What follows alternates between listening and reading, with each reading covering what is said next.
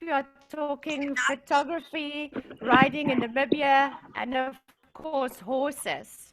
But before I introduce you to the interesting lineup, I would like to very much say a warm welcome to Her Excellency, Madam Linda Scott, the Namibia High Commissioner to the United Kingdom and Ireland, who also endorsed the show. So a warm welcome to Thank you, you so Madam Linda much, Scott. Michelle. It's wonderful to be here, and it's wonderful that you are taking the initiative to introduce tourism to Namibia, and particularly horse tourism. And I'm so happy that we are slowly but surely getting to the point where we can welcome visitors back to Namibia. You know, with this COVID, it's been quite a struggle for the tourism industry. And particularly for the horses. You know, we have the wild horses there in Namibia, and they all rely on the tourists. So welcome to Namibia, everybody. By next month, I believe we should be back on our feet with the flights available. And you're all welcome to come and see the vast beauty of Namibia. And thank you once again to Inlink for this fabulous initiative. And thank you also to our guests. Welcome. Yeah, thank you very much, Linda. It's always a pleasure to have you. This evening, I'd like to introduce you to a very interesting group. First of all, horse racing legend, Richard Dunwoody, who's in Spain. Hi, Richard. Hi. Welcome. It's an honor to have you. Thanks very So much. thank you so much for agreeing. And then, of course, Ride Worldwide, riding agent. And I don't want to call him riding agent. I want to call him dreamovator. Horseback Safari dreamovator. Nigel Harvey from England. Hi, Pleasure. thank you so much for joining us. And of course, my friends, Namibia Horse Safari Company, lead guide Andrew Gillis in Namibia. Thing we went to. Oh, can I ask everybody just to mute themselves, you know, if they can, so that we can hear our speakers? And of course, do also remember that you guys are live on Facebook and social media, so be aware of your backgrounds, so we do not have any more interesting incidents. All right. All right. So what do all these people have in common? Which is horses, of course. Richard, I'm going to try and give you introduce you in a nutshell, but I mean, I'm sure I'm not even doing you enough justice. You're a legendary career jockey, an author, a motivational speaker, awarded an MBE for your contribution to your sport. You've won the Grand National twice, been to North and South Pole, run a marathon in North Korea, ridden in Central Asia, and this is where it gets tricky, played Bushkashi in Kazakhstan. I'm hoping I'm saying that correctly. And even been, okay, well, I'm going to save that one for later. That is a little surprise. Bushkashi. Yes. And almost always there were horses. And you're best known for winning the Grand National twice. Tell us what it was like and then lining up with this legendary ride. Certainly the national got the nerves on twitch a little bit, lining up at the start. Depended a little bit on what you were riding at the time. But the picture here is of a horse called Mini Homer that won it in 1994. And he gave me an absolutely brilliant ride. I was very lucky in the race. The first horse I got to ride was in 1985, West Tip. And we talk about good jumpers, but he was certainly one of the best. And somehow I managed to actually get him on the floor the first year. We fell at Beecher's Brook, the biggest fence on the course, and but made up for it the next year in 1986. This is a picture of Mini Homer in 94, and that's at the same fence at Beecher's Brook.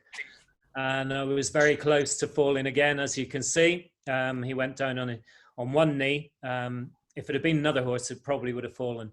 He was one of the most clever horses I've ever sat on, and somehow managed to get himself back up again.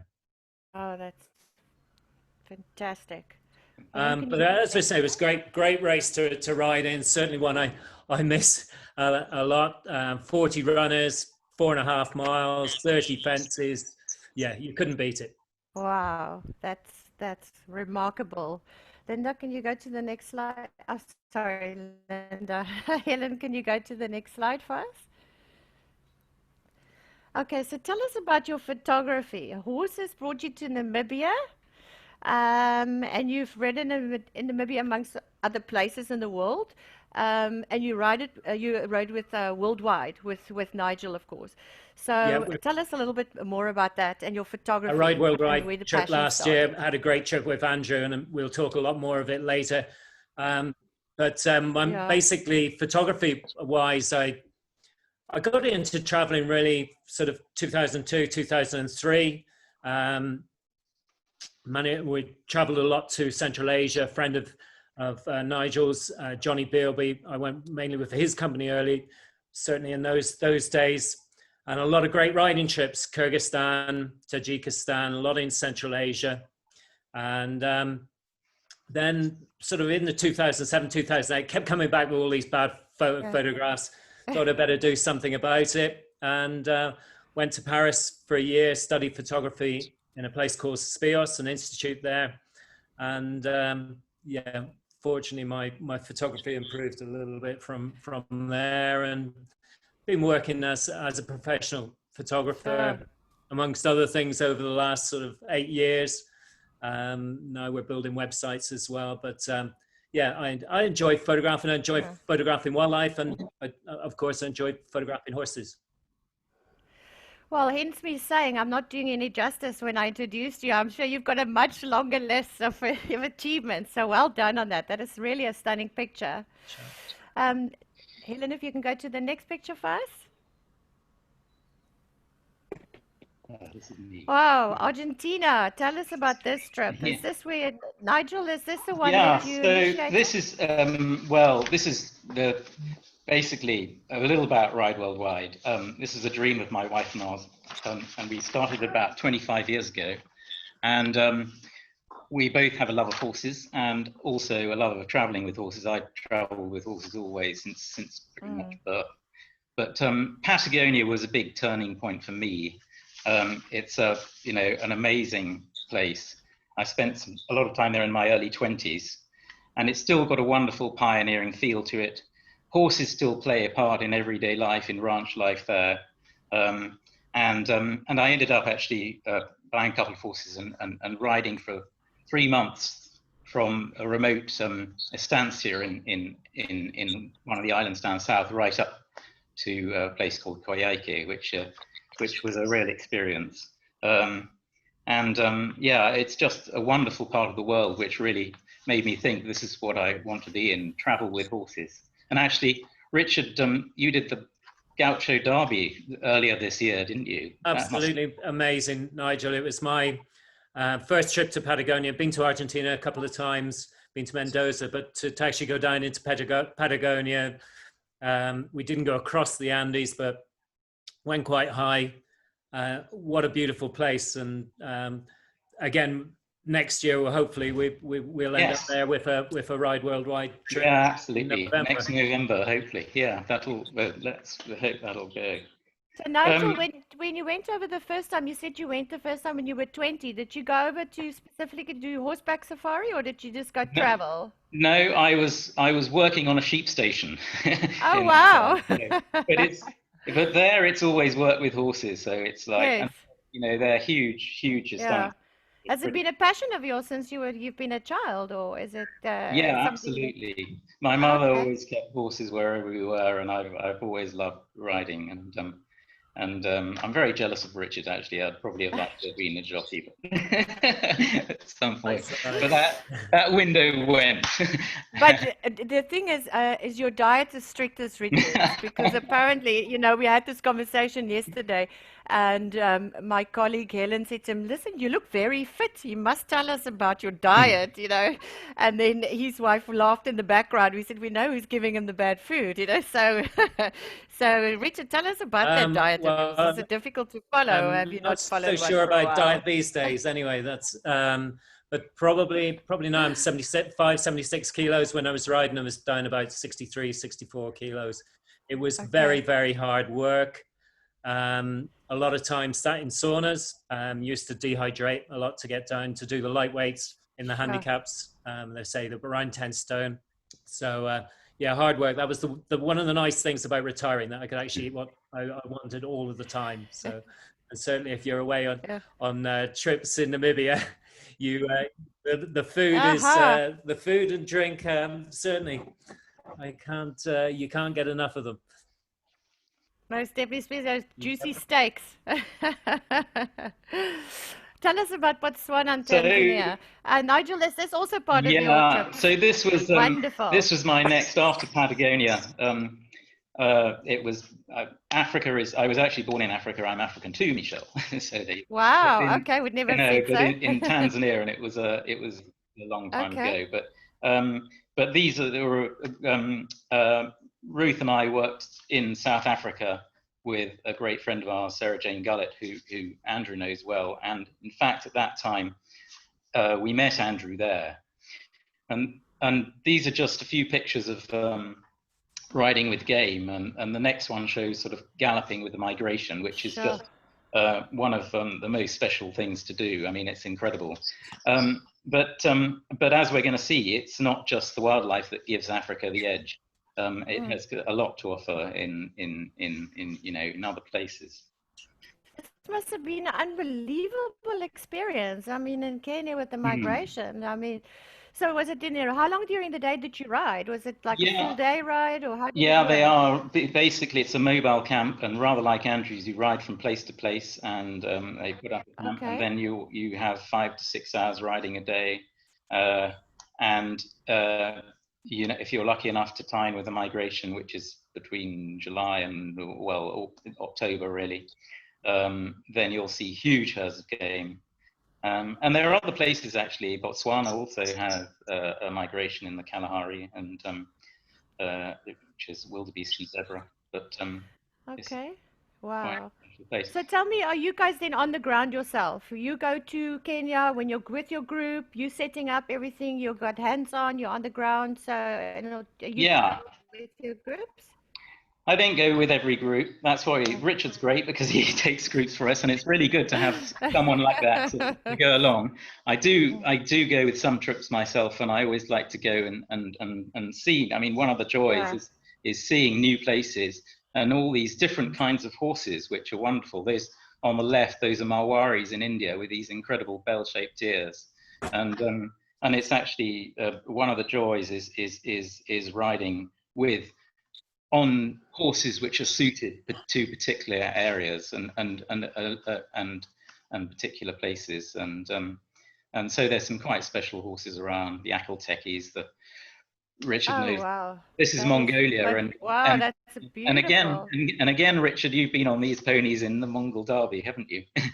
Sat on 1 or 2 on the Mongol Derby, but also have done a few riding holidays out there as well, and it's fantastic. The scenery over there is amazing. Yeah. Is that water or ice? That's water. It's a river valley. It's rocks in the bottom, but and then the river running over the top, which makes it look icy. But it is stunning scenery.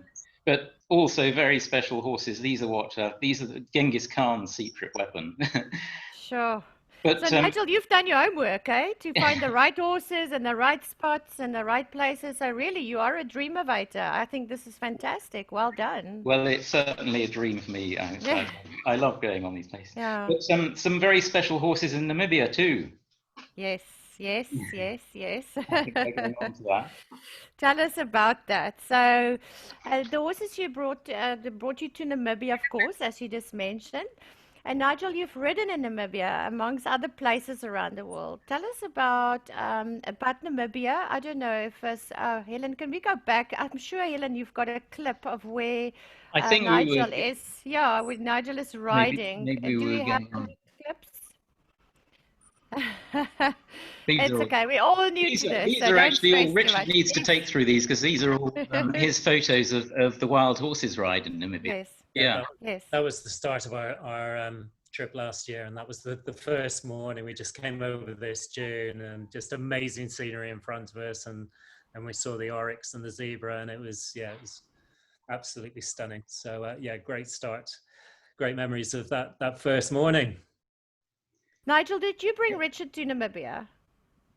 Well, we organised the trip, yeah. Okay. Sadly, I didn't go that time, but... Okay, and then you teamed up with my colleague Andrew from Namibia Horse Safari Company. Is that correct? Okay, That's where's correct. Andrew? Andrew, he's hiding somewhere. Andrew, I want to talk to you. Where are you? Show yourself and your cat. Yeah. And yeah, Andrew, tell us about this trip that you guys organize and working with Nigel. Okay, well, we still the start of Richard's ride. Richard came and did the wild horses ride. You saw a couple of clips of the wild horses in the beginning. Yeah. The Namibia Horse Safari regularly crosses the desert at about 4 locations to showcase the highlights of each part of the desert. Richard came and did the wild horses ride, which is in the south of the country, and we ride basically from the Namib Run Preserve to the wild horses to go and have a look at those. Now, the great thing about Namibia is it's about 825,000 square kilometers with only 2.2 million. And that makes for wonderful wilderness, not many people, harsh, rugged beauty, and lots of space. This particular ride, I guess if we just sum it up in a nutshell, is about classic desert scenery. It's our most desert ride. As you can see, great vistas. We've got massive dune corridors that we ride through, which is quite a novelty if you've never actually ridden a horse through the dunes. Richard, did you do this?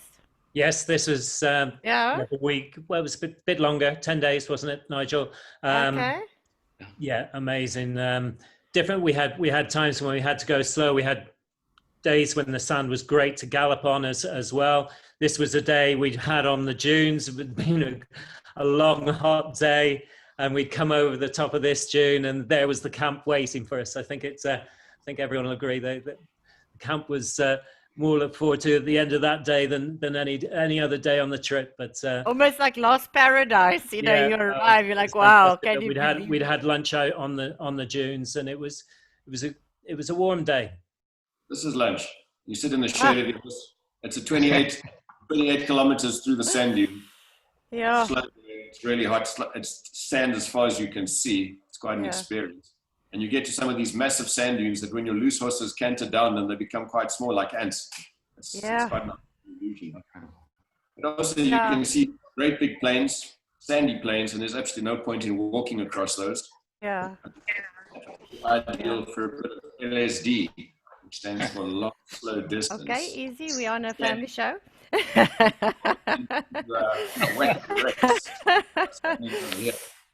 That is amazing. So I guess this is a great place for speed and space.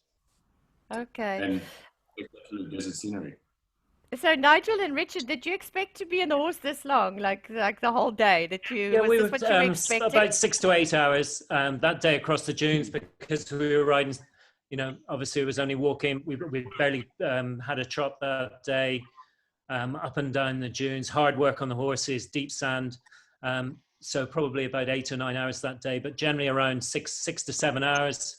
And there we are. We're into camp in the evening. That's waiting for us. And the sundowners, as you can see. Yes. That was my job, basically, was pouring the gin. You see another talent, a barman as well. And cutting the lemon and if I might add. So he's hired on the next trip. So that's basically, Just tell us about these. Sorry, we're getting a little bit of glitching in there, so I apologize if it's the internet. Andrew, tell us about these beds that you set up there on the left-hand side at the top left. It looks fantastic. Yeah. I mean, look at that moon. It's incredible. Sleeping double down duvets with 530 Egyptian cotton. I've been drilled. So you're super comfy and warm, but you sleep under the stars. Normally quite close to the horses. You can hear them munching away in the evenings. And to be warm and toasty in your bed under the desert skies is just amazing at night. You guarantee to see at least 7 shooting stars, minimal. Not to mention satellites and all kinds of other interesting things as well. Yeah, the stars are truly amazing. It's incredible. They're intrusive. when it's full moon, you need your shades at night. It's really bright.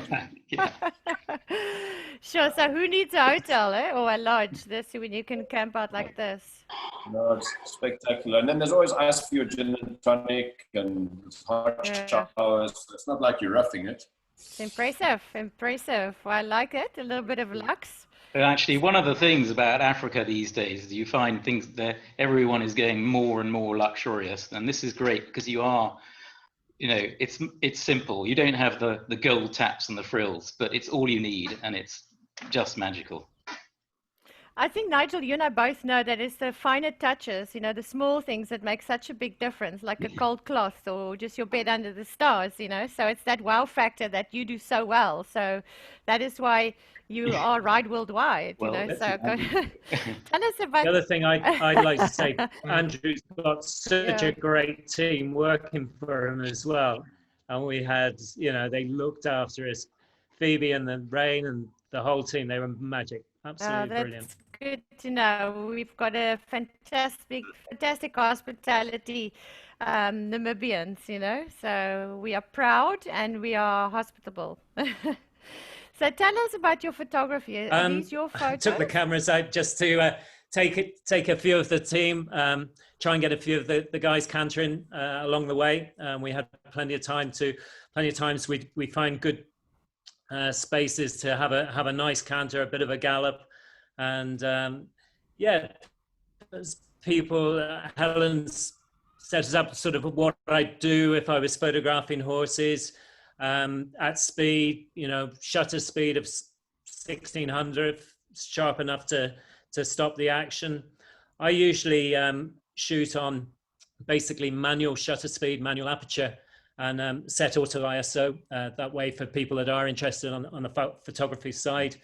And then obviously once you've captured the photos where they're still, they're caught sharp, then you can play around with the shutter speed and slow it down a bit and introduce a bit of blur into your photographs as well. But there, you know, obviously in Namibia you have clean backgrounds, couldn't ask for better backgrounds as well. So no, it was great. It was a good time to take a few photos of the team, as I say. So I'm going to interrupt. Yes, tell us. That was fairly technical. Richard, are you that technical when you dance as well? I wondered. I actually said, how long would Andrew? How long could he resist to bring it back into the conversation? But you said I knew you'd beat Nigel to it anyway. You did. We were all waiting our chance to ask you. It's only 10 years ago. Technique of dancing. Tell us. All I have to say, if you get paid well to hang out with some beautiful dancers for a couple of weeks, how can you say no? There we are. My excuse. Okay, I was rubbish, but I don't know. You did a lot better than most. No. Listen, when you told us not to ask you this question, we actually all went and we all went and looked at the clip. We thought you were pretty good. So not too bad. There we go. We'll go back to the photography, shall we now? Yeah. We were hoping you were going to do a little bit of a dance movement for us. I haven't been on a dance floor since. The theme music of Strictly Come Dancing used to come on. I used to break out in the cold sweat. So was the Grand National? Yeah, it was. I'd rather the worst jumper in the world. I'd rather go down to the first fence in the National. I can't believe you beat me to that. All right. Back to the photography. Tell us about riding in Dublin. I'm going to hand over to Nigel and Andrew on this one. But this is a trip. You need to recover. Yeah, I need to recover. But this is a trip I'm hoping, well, fingers crossed. Yeah, it's also fingers crossed I'm really looking forward to getting to Tomorrowland because, you know, from talking to Andrew last year, I just can't wait to get back to Namibia to lead a trip on this ride. Yeah. You're going to be loving it. It's the most beautiful part of Namibia, or one of the most beautiful parts. It's my favorite for sure. So, a gentleman, Nigel and Andrew, tell us about the route and the ride in Tomorrowland and what he can expect. Well, yeah, this is my second ride in Namibia, and I think it's probably more diverse, isn't it, Andrew? It has a good mix of everything. You've got the well, this is Twyfelfontein, yeah, with these amazing rock carvings, which is right at the beginning, near the first campsite. So that's really interesting ancient carvings. Wonderful to see that. But from there, you're actually the first bit is down a couple of big river valleys, the Huab and the Ugab, isn't it, Andrew? Yes. We started in the Upper Huab, then down You're the doing well. Ugab, big yeah. ephemeral river, big plains. Yeah, which is where the pronunciation, Nigel. I'm going to let you struggle on for a little while before I jump in. Yeah. So yeah, this is this kind of country where there's more vegetation, and this is the home of the very shy desert elephant, which which is we didn't actually manage to see. Although I did have well, we had a few close encounters. We could hear them in the bushes and things, and then actually one of those wonderful camp beds one night, I pulled it away from the fire. And slept very well under the stars, and woke up in the morning, and there were fresh elephant tracks about 5 yards from my camp bed. They'd walked past in the night, and I'd completely missed them. I wish I'd, woken up and seen them silhouetted against the stars. It would have been a fine image. No, I think it's better you didn't. Ask Andrew. That's one of the rules in camp. When you look up and you can't see the stars, you just assume the fetal position and lie really quietly.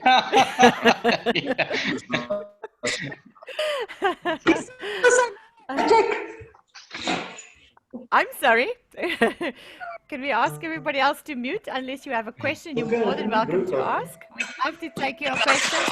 I also wanna. Can everybody just mute themselves? I'm sorry. Thank you. So if there are anyone who wants to ask questions, please do chat with us. So we're watching the chat room as well. So please do ask. But everyone else, could just mute themselves and don't get undressed in front of the camera. All right. Yes. So this is on, as you go further away from those valleys, you get to fantastic big open country and big views, and actually dominated by the Brandenburg Mountain on some days, and you're heading towards the coast basically. But this is what for most Namibia is all about: these great big open spaces and just fantastic scenery. Play this clip. I can't wait to see this. So exciting. Dream of being a jockey. Nigel, that's you, isn't it? That is me, and that's a lovely little horse. She was incredible, actually. I so enjoyed riding her. And she doesn't look as though she's quite chunky, short-legged, but gosh, she's got a hell of a turn of speed. And you let her go, and you're right through everybody else. You're a machine. Yeah, she is a machine. She's really good. Yeah. And quite, I think, Andrew, I don't know if you said it was, there's quarter horse blood in her, but she's certainly that kind of type, isn't she? We call her the pocket rocket. She's a quarter horse Arab cross.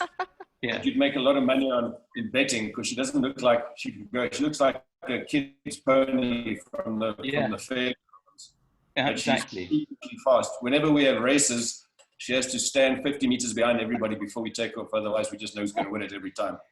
So, Richard, have you ridden quarter horses much? Do you know those? I haven't. I'd say ridden quite a few countries across the world, but may have ridden, as I say, cross, yes, but not actually a specific quarter horse.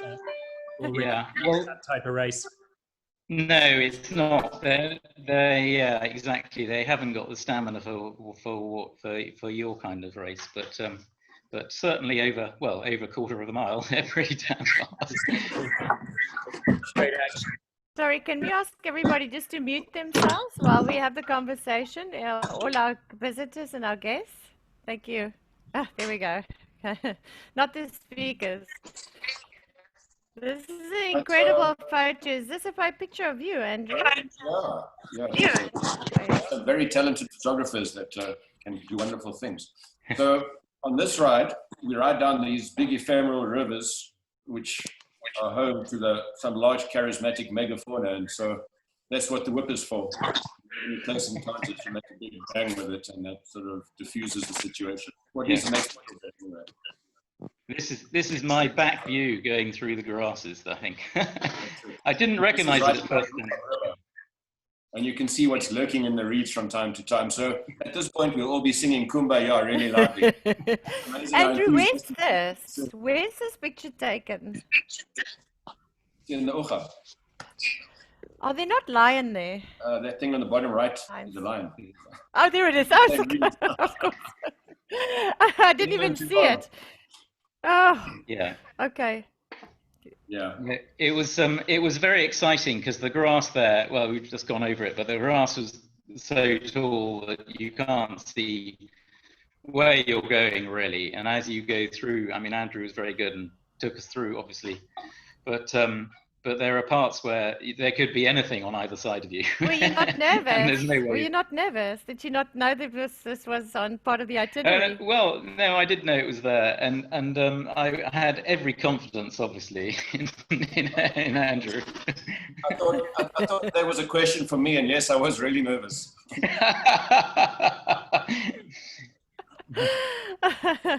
It sounds like you guys had so much fun. Oh my goodness! So, Richard, are you excited to see for your trip now? Yeah, Just no, avoid those. wherever Andrew goes, I'll follow. Yeah. Be careful of that last route. Huh? You saw what happens Yes, there. don't follow Nigel. He's busy testing out trailers. Yeah. Quality over here. That's actually quick stuff. Yeah. Well, I always like to test the waters. Full immersion is very important, I think. But actually, it was the horse's choice this time. She took us in, and it was a very, it was a very boggy bottom to it. It's rather like Dartmoor, actually. I thought we could go under quite quickly. Fortunately, she kept her feet, and we managed to get out. Because that was my only pair of clothes. Because actually, all the rest had got lost. In fact, the clothes I'm wearing there belong to Tilani, I think, because mine got lost on the flight. Quite well, Nigel. Getting those where it would have been very difficult. At least it was lost on the flight and not in Namibia, because we weren't going to ask questions. This is a stunning picture. We were all really concerned about Nigel stuck in the mud, so we stood around and took photographs of him. No one helping. Ooh, selfie. Tell us about this picture. So this is getting towards the coastal plains, really, isn't it, Andrew? I think. Yeah, right. Yeah. That's the biggest racetrack on the planet. As far as I can see, it's good going. Once again, there's absolutely no point in going slowly over that. No, we had a lot of fun. Really did move on, and yeah, the going is very, very good. Is this towards the end of the trip? Yeah. So, and this is right at the end, right on the beach, as it were. Wow. And Andrew, where on the beach was this? This is north of Henty's Bay. So we try and we come to the beach at low tide, about 10 meters up. And then there's a large swathe of hard sand. There's not a solitary person on the beach, just the odd seal. And you can hoon down the beach on the hard sand in the water's edge for miles and miles of your own private beach, just where Africa meets the ocean. It's just amazing. That's what we're famous for, isn't it? Where the ocean meets the desert. So, wow, that is a stunning end to a fantastic trip. Oh, lovely. Ah. Jägermeister at the end. Yeah. The champagne. This was quite a shock to the system, really. I mean, I love the simple camping. When you were doing it day after day for a long time, it's you get into a real rhythm. You really feel that you're in the middle of nowhere. You're out of contact. There's no phone. There's no, there's nothing. So, and you really feel it's a special time. You kind of want it to go on forever, but then you get here and actually that's quite a nice stop too. Sure. And is this Henty's Bay? It's in Henty's Bay. Wow. It's a stunning place at the end of the trip. And where did it take you? So was that your last night? That was the last night. Okay, fantastic.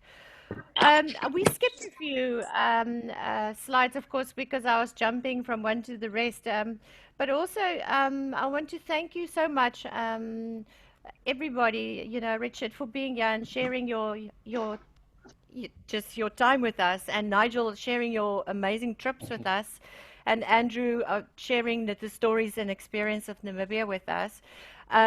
We also want to just mention, and we skipped a few of those pages, was the Namibia wild horses. Recently they're working really hard. They're on CNN and all over the show, and hopefully will attract visitors. Just a quick question, Richard, did you not ride one of those wild horses, or was it Nigel? Or am I speaking out of Nigel. turn? Gets Nigel, even did you not ride one of those wild horses? No. Did you go there? I Okay. didn't go to yeah, no. Okay. Wild horses, not in Namibia, no. Okay. So this is a must do, not only for photography, but then also to go and see the horses, even for those people who don't ride. We've got the Namibia Wild Horse Foundation, is also a social responsibility project for Inlink and Events Link Africa.